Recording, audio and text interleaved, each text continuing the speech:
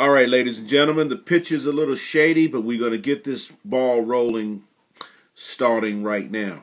Okay, we're going to start the first story on how to understand the Bible, starting with this little parable.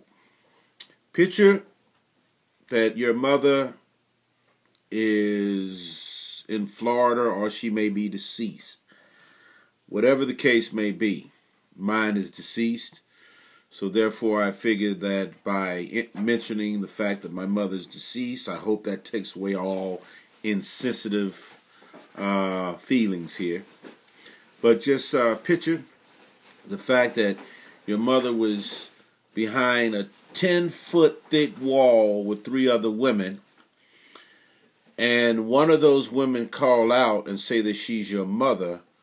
How would you be able to distinguish your mother from the woman that is not your mother? And obviously the answer to that question is her voice.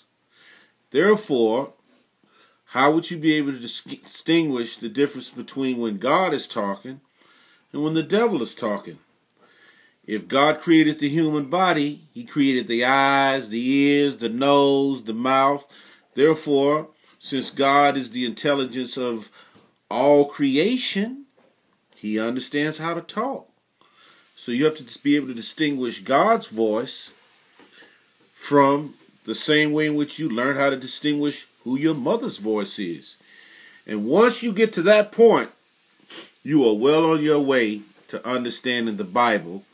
And to support that, I want to hit you with this scripture, and it's found in the book of John, chapter 1, and it goes a little something like this. In the beginning was the Word was with God, and the Word was God. He was with God in the beginning.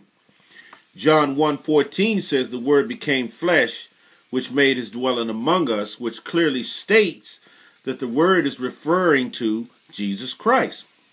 So that you know that everything that a person does when he communicates, if you were standing in front of a person while he was communicating, just like even now as I'm speaking, I'm making little hand gestures, head movement. These are the things that people do when they're communicating, because we like to be in sync with what we say. Therefore, since Jesus was the Word, the words that He spoke produced the actions of the evidence of the way in which He lived His life. Therefore, if there is no actions and evidence in your life being godly, then that's a clear evidence sign that you are void and without God.